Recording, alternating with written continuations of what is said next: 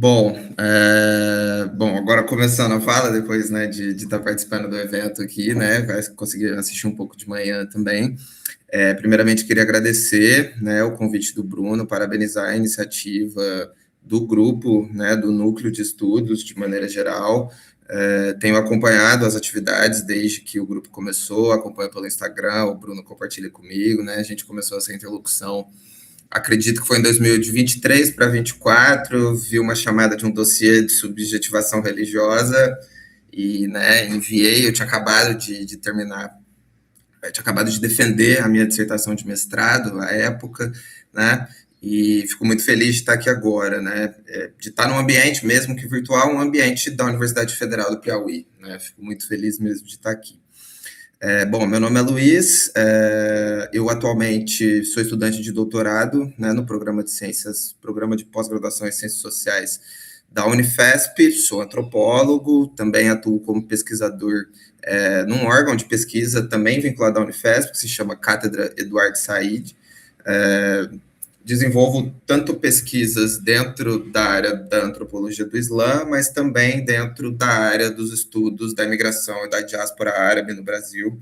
Atualmente, na cátedra, no âmbito da cátedra, falando rapidamente, a gente está num processo de produção, né, de um centro, num arquivo de memória, né, digital da imigração árabe aqui no Brasil. A gente tem lidado com documentos, né, com a busca por acervos também, né, de famílias e instituições aqui no Brasil, também em parceria com uma universidade libanesa e outras instituições da cultura árabe aqui no Brasil, que é o Instituto da Cultura Árabe, a Câmara de Comércio Árabe Brasileira. Fico muito, né, feliz de participar desse projeto.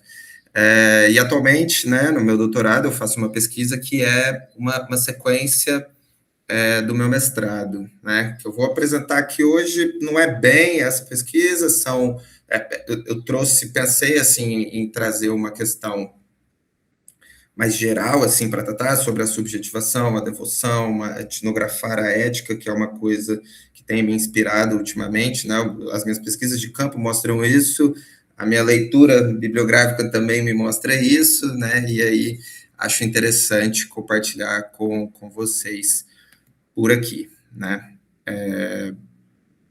Vocês estão vendo o slide que eu passei ele, né? Sim, sim. Primeiro, eu elenquei, assim, as questões motivadoras, assim, que me fizeram pensar, montar essa fala e que também guiam essas pesquisas que eu vou apresentar brevemente aqui, né? E poder conversar com vocês sobre. Que isso surge da minha pesquisa de mestrado, que se inicia em 2021, quando eu termino a minha graduação e, na ideia de propor um projeto de mestrado, eu criei o meu interesse, assim, aliás, desenvolvi o meu interesse e criei algumas perguntas de estudar e fazer um trabalho de campo etnográfico com a comunidade muçulmana de uma cidade do interior do estado de São Paulo, que é a cidade de Barretos. É uma cidade muito conhecida pelo sertanejo, pela festa do peão, e é a minha cidade natal, e por isso vem essa minha entrada no campo, né, a minha própria sensibilidade desenvolvida para a questão urbana da cidade e como que o Islã se coloca, né, dentro desse espaço secular. Então eu decidi, né, propor essa pesquisa para a comunidade, assim, totalmente do zero. Eu não pesquisava isso na minha graduação, pesquisava uma antropologia urbana, mas nada relacionado à religião, muito menos ao Islã.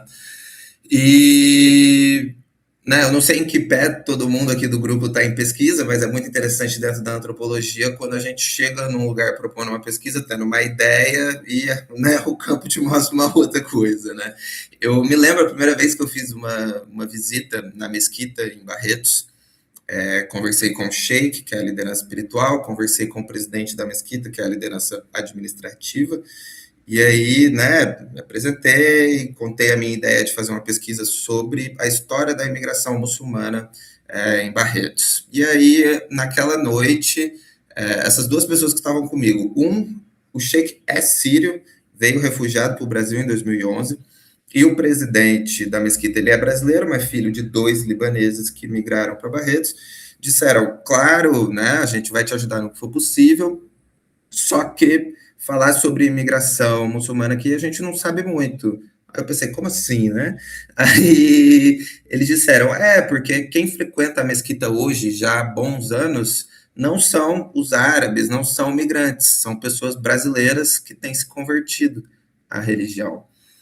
E aí isso, né, abriu muito a minha mente, aí vira o plano de pesquisa, né, o que era antes pensar a história da imigração continuou existindo, é claro, mas o olhar inevitável para esses processos de conversão e processo de subjetivação se colocou como essencial para essa pesquisa, né, e tendo anos, né, nesse poucos anos, mas já há algum tempo, né, fazendo uma pesquisa nesse campo, questões que eu pensei, né, para motivar as pesquisas que eu toco atualmente e essa apresentação aqui, foi pensar, né, o que significa fazer uma antropologia da ética, quando a ética não aparece como um discurso moral abstrato, né, pensando nos códigos morais, mas sim como uma prática, corpo, afeto, disciplina, memória e relação, né, quando a gente está falando de ética, então, tanto o referencial bibliográfico que eu trago aqui, quanto, né, os dados empíricos me mostram essa visão sobre a ética, né, uma visão distanciada desses códigos, olhando, então, quando a gente está falando de uma ética do sujeito, a gente está falando da prática do corpo, do afeto, enfim. E ainda, como tomar a devoção religiosa não apenas como um sentimento derivado de uma crença, mas sim como um trabalho ético de subjetivação. Então, antes de falar sobre né, o material empírico em si, que eu queria trazer para o debate, eu trago aqui uma reflexão aqui que para mim é norteadora desse livro, dessa antropóloga que ela é paquistanesa e americana, que é a Saba Mahmood, seguramente, né, todos aqui conhecem, né, imagino que o Bruno deva tratar bastante sobre o tema, né, eu coloquei a capa do livro também, estou com ele aqui, acabou assim, no final do ano passado esse livro foi lançado aqui no Brasil, né, traduzido para o português, mas o livro em si é de 2005, onde essa antropóloga, Saba Mahmood, né, escreve a partir de um trabalho de campo que ela realizou durante anos no Egito, que ela trabalha num movimento de revivalismo islâmico, né, que o Egito vivia no início dos anos 2000, que é quando acontece esse trabalho de campo dela, frente um processo de secularização, né, e uma influência, né, ocidental muito forte no Egito, e aí então ela faz um trabalho de campo com movimentos de mulheres muçulmanas dentro de mesquitas no Egito, onde elas se reuniam para estudar e, né, aprimorar as habilidades, as técnicas e as disciplinas islâmicas em suas práticas dentro da vida cotidiana, né?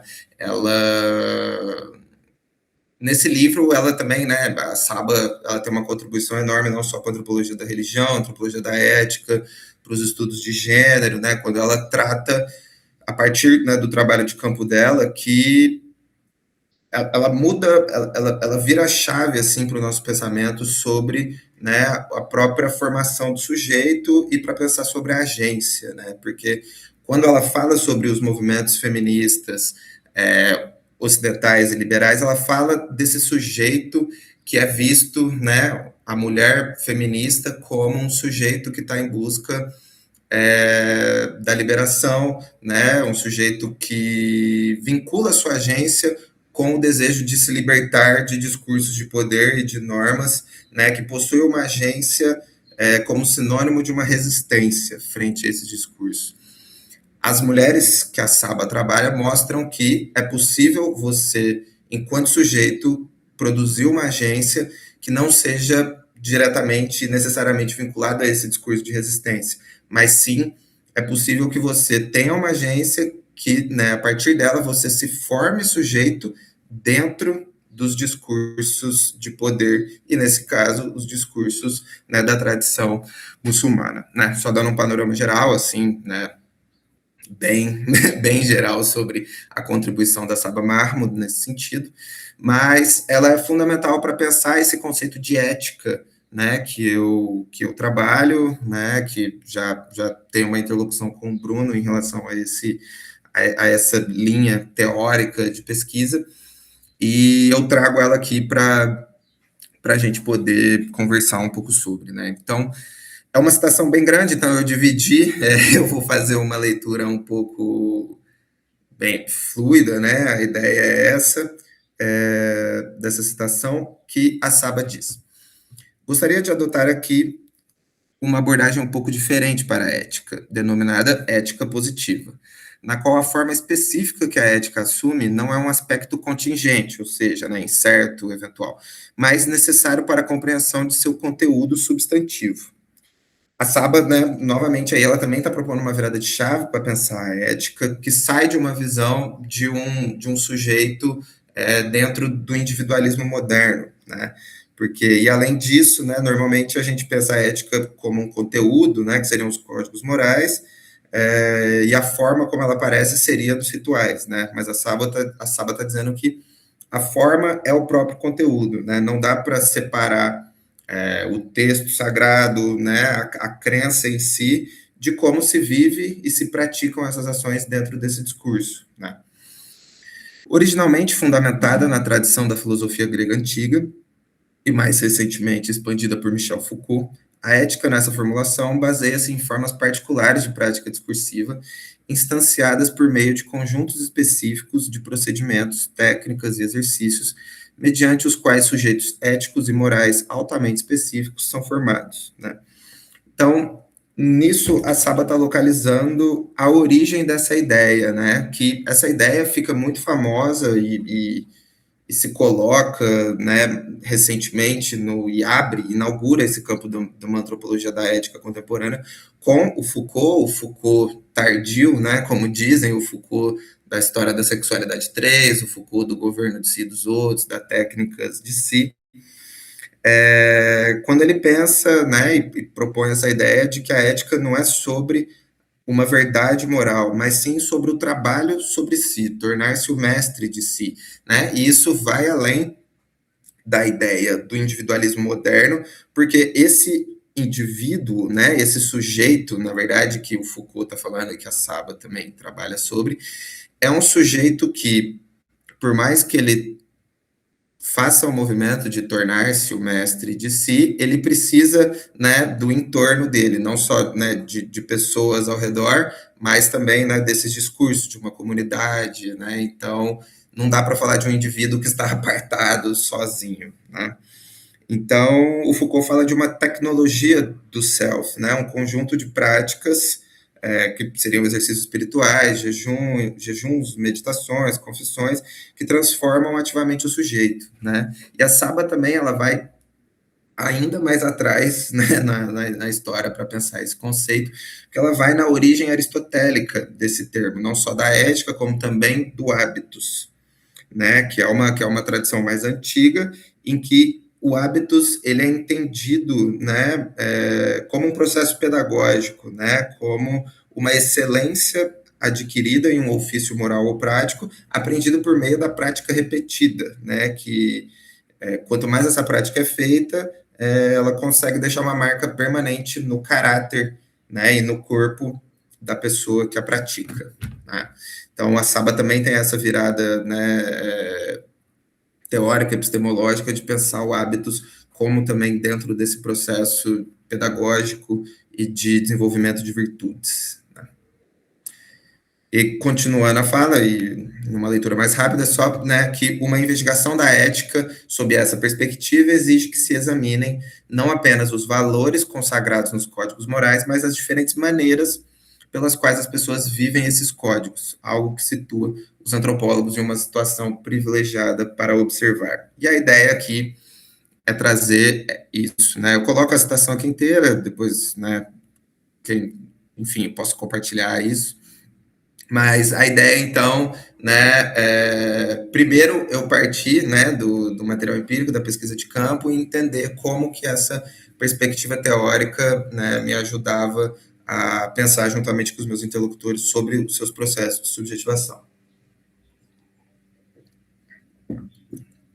Tanto as perguntas motivadoras que eu trago no começo, quanto essa proposta da Saba Mahmood, Eu vou dialogar aqui agora com duas frentes de pesquisa que eu desenvolvi nos últimos anos, que a primeira delas seria pensar o Islã enquanto um código de vida, né, e pensar a pedagogia ética que está por trás desse código. Essa fala são dos meus interlocutores, sempre quando, né, ia na mesquita, ia para as orações, as pessoas conversavam comigo. O Islã era dito assim, o Islã, Luiz, você tem que ver que as coisas são desse jeito e tal, porque o Islã não é uma religião, o Islã é o código de vida, né? E aí essa coisa vai se desenvolvendo e você começa a entender, né, como funciona, né? Aqui, né, a gente consegue olhar por uma lente assadiana do pensamento sobre religião, de afastar a religião de uma noção da crença, da vida privada das pessoas, e sim a religião como vivida na prática, vivida no corpo, né? A própria Saba Mahmood foi uma aluna, né, do Talal Assad, e enfim, né, essa fala assim do Islã como um código de vida leva ao antropólogo assim, né, a explorar como que o Islã ele é vivenciado como um projeto totalizante de vida, né, em um projeto de uma excelência moral. E no meu mestrado, na minha dissertação de mestrado, eu consegui trabalhar isso, né, e perceber isso a partir dos processos de subjetivação religiosa das pessoas brasileiras que se converteram ao Islã em algum momento da vida, né? E uma coisa muito interessante nessa pesquisa foi perceber também o tanto que nesse processo, apesar de importar os motivos, as motivações, o porquê de se adotar uma determinada tradição religiosa, mais interessante que isso é se analisar e compreender o como isso é feito, né? E aí esse é o foco aqui, né? Então, o olhar analítico recai sobre esse processo de subjetivação dentro dos processos de conversão, que eles variam, né? É interessante pensar a conversão religiosa não num processo linear também, né? Um processo de evolução dentro da tradição, e sim um processo contraditório, de fato, né? Que não necessariamente vai se manter uma coerência durante todo esse processo, porque esse é um processo de uma vida, mas o que essa perspectiva teórica nos leva a pensar é que importa, né, quais são as tentativas de se chegar a essa coerência, mesmo que, inevitavelmente, ela não será estável, né? Então, a subjetivação aqui, ele é um aprendizado contínuo, né? É uma pedagogia ética, é um aprendizado, né, dessas práticas e uma formação do sujeito, né, que molda hábitos, sensibilidades e a própria noção de si. Dentro do Islã, né, acho que também, seguramente por trabalhar com o Bruno, vocês devem ter alguma familiaridade com esses termos que aparecem no Islã, esses termos em árabe, as-salat, o zikr, mais ou menos, né? O adhan, né, as rutbas, né, mas enfim, a gente não precisa, né, se preocupar com isso. A salat é a oração, basicamente isso, né? O zikr é um exercício de meditação dentro do Islã, um exercício de recitação, né, de Allah, de Deus, do profeta Muhammad, né, de relembrar essas pessoas, essas imagens e se aproximar delas também, né? O azan é um chamado para oração, que também é uma recitação cântica, né, que é uma oração por si própria, a leitura das suratas do Alcorão. Esses são alguns exercícios espirituais assim que eu encontrei, né, e a gente pode conversar mais sobre no meu trabalho de campo, que as pessoas, né, desenvolvem, né, repetidamente essa prática, né, a fim de tanto entendê-las, mas essa repetição, né, modifica várias compreensões delas sobre elas mesmas na própria vida cotidiana, e não só no ritual, né? Então, por exemplo, pegando, né, quando O evento congregacional semanal dentro do Islã acontece às sextas-feiras, que é uma oração coletiva que acontece aqui no Brasil no horário de almoço, que é o sermão em árabe, né, é a hutba.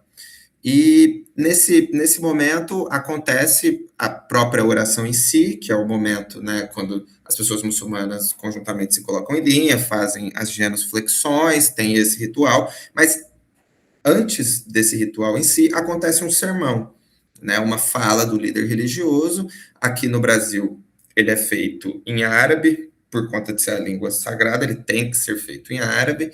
Algumas mesquitas, já fui na mesquita em Florianópolis, por exemplo, o sheik lá falou, eu sei falar português, vou falar português direto, não falou em árabe, mas a tradição pede, né, que seja falado primeiro em árabe e depois a tradução em português, né. Em Barretos, que, né, essa é a visão interna da mesquita de Barretos, essa é uma foto minha, ele é feito nas duas línguas, né. Esse sermão, ele sempre vai, né, trazer alguma reflexão, alguma interpretação, né, da vida cotidiana das pessoas, dos eventos que acontecem no mundo, em datas especiais do calendário, mas é sempre uma reflexão, é sempre uma interpretação. Então, eu trago aqui a ideia da gente pensar esse sermão como uma situação pedagógica em si, né, porque para que esse ritual aconteça, alguém leu, interpretou e falou sobre o texto sagrado. Alguém escutou, o corpo dessas duas pessoas participa dentro desse ritual, emoções são mobilizadas e categorias morais são atualizadas, né? Então, e é muito importante pensar como que esse momento não fica preso ao ritual, né? Ele não é somente convencional, ele é levado para a vida cotidiana das pessoas. E aí eu vou trazer um outro exemplo empírico aqui, falando sobre isso. Esse é o minarete da mesquita em Barretos, né? A mesquita de Barretos se postula como uma das primeiras comunidades muçulmanas brasileiras, né? Com a inauguração, né? O início da construção da mesquita em 1945. É uma mesquita da vertente sunita do Islã, né? A comunidade em Barretos, mesmo que na época do meu trabalho de campo, né? Quando ele começou em 2021, fosse mais frequentada por brasileiros, ela é construída por conta da força de uma imigração muçulmana na região que vem do sul do Líbano, né? E aí, enfim, é muito grande, né? A migração sírio e libanesa no estado de São Paulo, principalmente, né? Nesse contexto que eu trabalho, enfim, então várias mesquitas existem no estado, várias igrejas cristãs ortodoxas, né? Desses migrantes também existem em São Paulo e, né, em muitos outros estados, né, brasileiros. Mas, enfim, voltando à ideia dos sermões, eu trago também aqui para a conversa uma atualização da pesquisa, porque em 2023 eu estava fazendo trabalho de campo na Mesquita em Barretos, acompanhando esses sermões, né, que, como eu disse, sempre reflete e interpreta momentos, né, eventos da vida cotidiana, né, atual. E em 7 de outubro de 2023 é o início, né, de novas ondas de violência israelense contra os palestinos, é o início do que logo depois a gente começou a chamar de um genocídio que acontece em Gaza, especificamente. E foi, assim,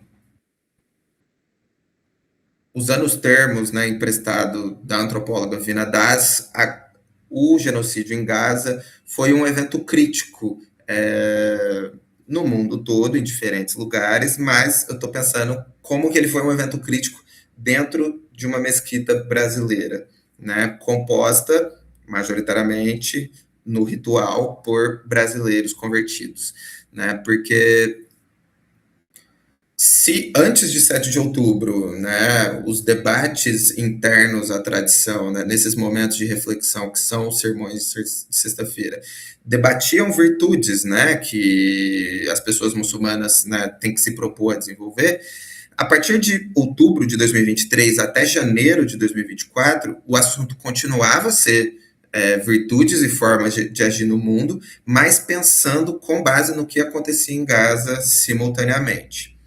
Ou seja, né, eu ouvi várias vezes por exemplo, uma situação, né? Em novembro, a Mesquita de Barretos, em novembro de 2023, a Mesquita de Barretos organizou uma passeata junto com outras comunidades muçulmanas da região, numa outra cidade próxima que se chama Ribeirão Preto. E aí eu fui com o pessoal lá e tal, e aí um interlocutor me perguntou, por que você está aqui? Aí eu pensei, eu estou aqui por vários motivos. Um deles é que o compromisso, né, o engajamento com Gaza e com a causa palestina é uma questão política para mim, eu, Luiz, não sendo muçulmano. Aí eu devolvi a pergunta, e você, por que você está aqui? Ele me respondeu unicamente, por causa da UMA. A UMA é a coletividade universal de todas as pessoas, é uma comunidade imaginada, né, de universal de todos os muçulmanos e muçulmanas que habitam o mundo, né? Eles formam uma comunidade de irmãos chamada UMA, né? Eu escrevo aqui UMMA. E a partir desse momento eu fui entendendo ali, né? A ideia de que se um irmão ou irmãos e irmãs muçulmanas estão sofrendo em algum lugar do mundo, eu, independente de onde eu estiver, devo sofrer juntamente com eles. E isso institui, né, uma noção distinta de dor, de justiça, né, que a gente tem no nosso próprio discurso secular, porque quando a gente pensa em dor e sofrimento, é logo tentando pensar numa ação que juridicamente, psicologicamente, acabe com isso, né? E nesse sentido, assim, não é que as pessoas muçulmanas, quando pensam, né, nesse trabalho que eu realizo, pensam em Gaza, claro que existe um movimento para se liquidar esse sofrimento, mas também há um movimento de pensar esse sofrimento como uma impulsão a se desenvolver virtudes dentro desse contexto, né? Então, a própria devoção e o desenvolvimento de virtudes como a coragem e a justiça, elas não são monolíticas, elas não são, né, estáticas, como eu escrevo aqui, né? Mas elas são transformadas nesse engajamento com a dor, né? Então, nesse momento, Gaza, a partir do momento que começa em outubro de 2023, foi visto, né, e até os dias de hoje como se fosse um cronômetro ético, assim. É um momento, abriu-se um espaço para você, para uma pessoa muçulmana, né, se atentar ao que está acontecendo e não só se engajar com a luta, mas também pensar, tomar o exemplo do que as pessoas palestinas passam em Gaza para desenvolver as suas próprias virtudes. Vou dar um exemplo aqui de um sermão que eu trago aqui para a gente pensar. Isso aqui é um sermão que eu estava presente, né, em 27 de outubro de 2023, onde o pregador fala, né, publicamente. Injustiça, mais injustiça e mais injustiça. É o que nós vemos hoje nos noticiários. E o pior é ver muçulmanos injustos. Eu não chamo de muçulmanos porque muçulmano não é injusto. Muçulmano não é covarde. Muçulmano não tem medo de falar a verdade, de estar do lado correto. Independente se o patrão está vendo, se o cliente está comprando ou no seu escritório. Onde está a justiça dessas pessoas? Desde o primeiro momento em que começou o genocídio, eu me senti a pior pessoa na face da terra, por não poder fazer nada. A pior pessoa, porque só a ajuda financeira que eu mandava, para mim, não é o suficiente. As súplicas é um estilo, né, de oração, que ela é um pouco mais rápida, né, onde você coloca um caráter também, né, na oração sim, mas há um caráter mais nítido emocional, né, de se fazer pedidos também, né, dentro das súplicas, né, um caráter de temor a Deus, enfim, né. As súplicas que eu estou fazendo nas minhas 5 orações e na calada da madrugada, que Deus sabe, não são suficientes. E pedindo, implorando para muçulmanos compartilharem algo nas suas redes sociais. O mínimo, não sejam covardes, não sejam hipócritas. Deus Altíssimo seja justo. Não aprecie a injustiça com ele próprio ou com qualquer pessoa. Aqueles que estão longe disso são covardes, e os covardes têm medo. Esses sionistas genocidas, todos covardes. E todos que os apoiam são covardes iguais, porque a covardia e o medo é da mente. Coragem é da fé. Coragem é da fé. E se você é injusto, se você não se posiciona, você é um covarde e não tem fé alguma. Você é um cachorro desses genocidas. Esse é o primeiro ponto. Covardia não faz parte do Islã. A justiça, sim. Você deve se posicionar se você se manter neutro, você está do lado do opressor. O neutro que fica em cima do muro é o opressor. Isso não sou eu que falo, isso é o Corão, isso é o profeta Muhammad. Esse é um dos exemplos, também pensando, né, também, né, dentro da tradição do Islã e desses sermões, né, são muito acionados passagens e histórias corânicas, relembrando batalhas que o Império Islâmico passou, batalhas que o profeta vivenciou também, e como que os muçulmanos nessas batalhas, né, que são narradas no Alcorão, superaram as dificuldades. E elas são agenciadas também pensando, se muçulmanos passaram por isso ao longo da história, os muçulmanos que estão em Gaza agora também terão uma resiliência, que em árabe tem um termo correspondente, que é a sumud, também terão e também passarão por isso. Mas os outros muçulmanos, enquanto isso, dentro da UMA, que não estão passando por esse sofrimento, deve minimamente, né, atentar e pensar, né, nas suas próprias ações, né, enquanto esse evento acontece.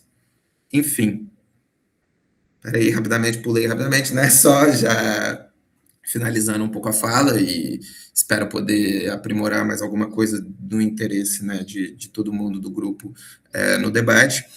Essas experiências etnográficas que eu trago aqui têm a demonstrar, né, que a subjetivação religiosa é um processo ético profundamente contextual e relacional. Né? Ela ocorre não de maneira separada, né? Ela ocorre em diálogo, em relação com os textos sagrados, com a comunidade e, crucialmente, com os eventos que acontecem no mundo. Né? Então, a minha ideia, quando, né, a Saba propõe, né, faz essa proposta de se etnografar a ética, né, esses dados empíricos aqui, eles mostram que isso vai além de olhar para aquilo que dizem e acreditam, né, etnografar um processo por meio dos quais as pessoas aprendem a perceber, sentir e agir de determinados modos.